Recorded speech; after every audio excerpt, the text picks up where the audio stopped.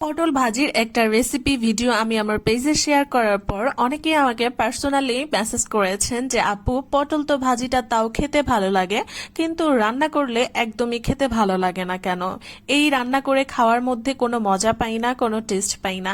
আপনার কাছে কি এইরকম কোনো রেসিপি আছে যে পটল একটু রান্না করে খেলে অনেক বেশি ভালো লাগবে, তৃপ্তি করে ভাত খাওয়া যাবে? বাসায় কেউই না পটল খেতে চায় না। আপু প্লিজ কোনো রেসিপি থাকলে অবশ্যই কিন্তু শেয়ার করবেন। তো সেই সব আপুদের জন্য আজকে আমার পটলের খুব সুন্দর একটা রেসিপি।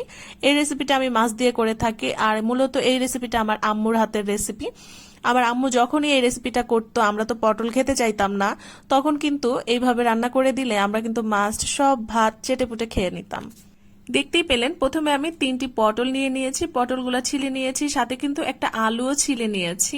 খোসা ছাড়িয়ে নেওয়ার পরে কিন্তু আমি এই যে পটলের মাঝখানে যে বিচিগুলো ছিল সেই বিচিগুলোও কিন্তু ফেলে নিয়েছি।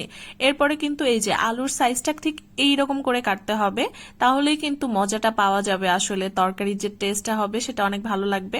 পটলটা ওইভাবে লম্বা করে কেটে নিয়েছি, আর আলুটা কিন্তু এইভাবে মানে লম্বা শেপে কেটে নিলাম। এখন আমি এখানে কাতল মাছ নিয়ে নিয়েছি, কাতল মাছ নিয়ে এখানে আমি লবণ, হলুদ, মরিচ দিয়ে ম্যারিনেট করে 5 মিনিটের জন্য রেখে দেব।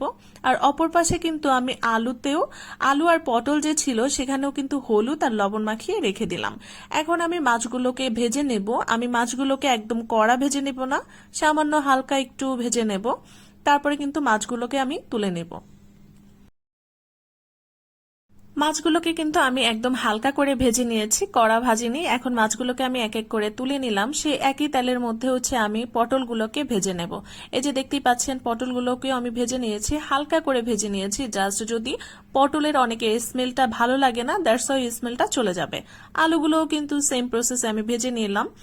আলুগুলো একটু লালচে বাদামি করেই ভেজে নেব, মানে এটা খেতে কিন্তু অনেক ভালো লাগবে। যখন তরকারির সাথে এই আলুটা দাঁতের নিচে পড়ে না, তখন কিন্তু অনেক বেশি ভালো লাগে। আলুগুলোকে আমি তুলে নিলাম। এই পাশে আমি একটু মশলা তৈরি করে নিচ্ছি। এখানে দিয়ে দিলাম পেঁয়াজ কুচি, রসুন বাটা, তারপরে হচ্ছে দিয়ে দিলাম মরিচ গুঁড়ো, হলুদ গুঁড়ো আর লবণ। এরপরে কিন্তু আমি চলে গেছি পুরো রান্নার প্রসেসিং এ। এখানে তেল দিয়ে দিলাম, মাছ ভাজার যে তেলটা ছিল সেই তেলের সাথে আরো একটু তেল আমি অ্যাড করে নিলাম।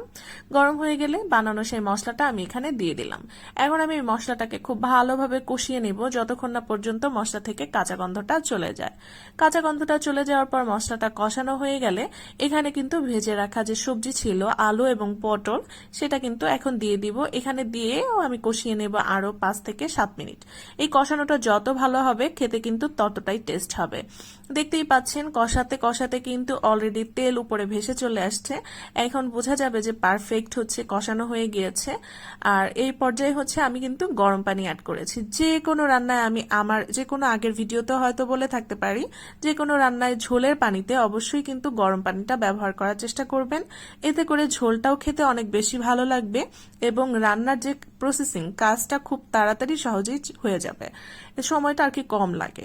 এরপরে রান্না কিন্তু আমার একদম শেষের দিকে, শেষে এসে আমি কিছু কাঁচামরিচ দিয়ে দিলাম ফ্লেভারের জন্য এবং দিয়ে দিলাম কিছু ভাজা জিরা গুঁড়া। এই রান্নাটার ক্ষেত্রে প্রসেসিং যে এইভাবেই যদি আপনারা রান্না করে থাকেন তাহলে কিন্তু আপনাদের পটল রান্নাটা খেতে অনেক বেশি ভালো লাগবে। যে কখনো পটল খায় না সেও কিন্তু আপনার পটলের এই তরকারি খেয়ে আপনার অনেক বেশি প্রশংসা করবে। আজকের রেসিপিটি কেমন লাগলো অবশ্যই কমেন্টস করে জানাবেন। দেখা হবে নতুন কোনো রেসিপিতে। আল্লাহ হাফেজ।